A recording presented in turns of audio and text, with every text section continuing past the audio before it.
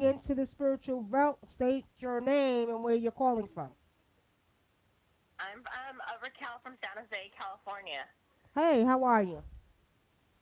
I'm fine. I'm okay. We're on lockdown over here. Really? What part of California are you in? Santa Fe. San Jose, Oh, San California. Jose. San Jose. How far is that from San Francisco? It's about a 40-minute drive. Okay, because my Oh. sister's in San Francisco. She told me the same thing. Could you tell us a little bit about what's going on? What's locked down? What all is going on?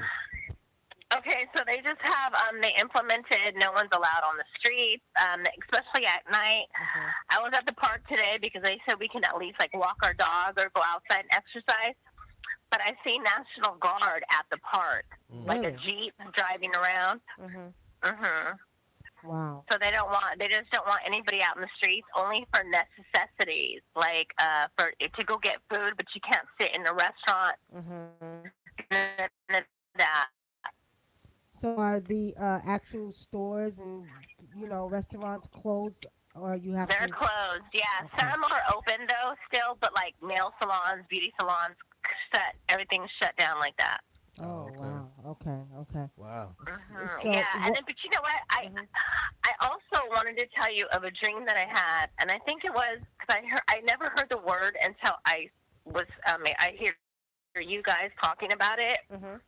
about the Nagas Right. Mm-hmm. because I had a dream maybe a month ago about a big, gigantic serpent, like maybe about 9 feet tall, Mhm.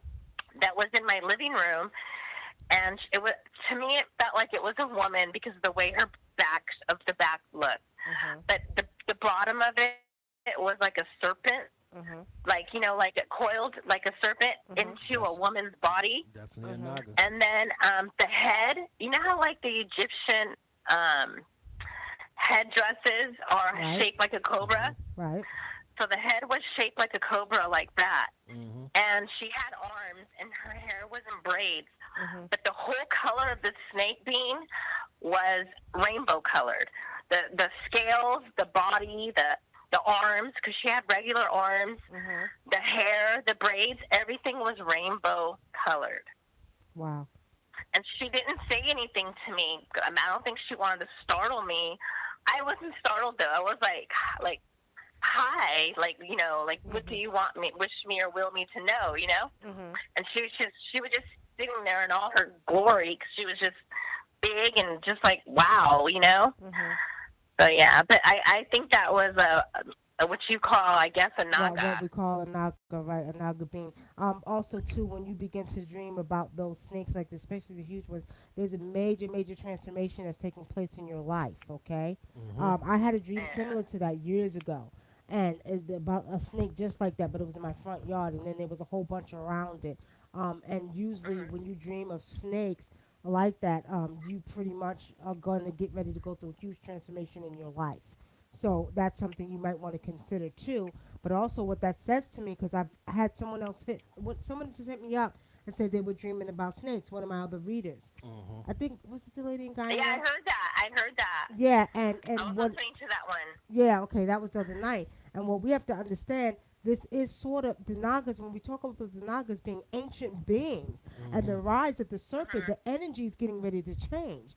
So, years ago we did a show on divine feminine energy rising. The divine feminine energy and the Nagas are a representation of what we're seeing right now. Now, these beings are definitely cosmic beings, okay? Mm-hmm. Also, to Mhm. prove it, I just did an exorcism. What did I tell you? He had a Yeah, serpent and being he in had a him. serpent being in him. He had a very old Wow. a Naga serpent being in him, and I seen the being, Mhm. and the being, whatever happened, I got it out of his body, and he just knocked out. But it was a Yeah, serpent Naga being. and that video is actually on a YouTube page. You can find it.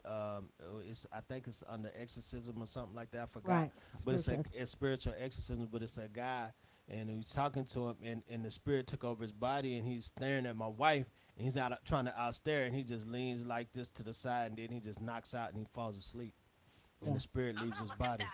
I'll look at that one. I'll look at that one. yeah. But Check that one yeah, and out. then like all my dreams, like I've been dreaming of like spaceships in the air, seeing different symbols, and different just things in the like the clouds forming into symbols, Mhm. and Mhm. just like seeing spaceships in the air, them bringing us into spaceships,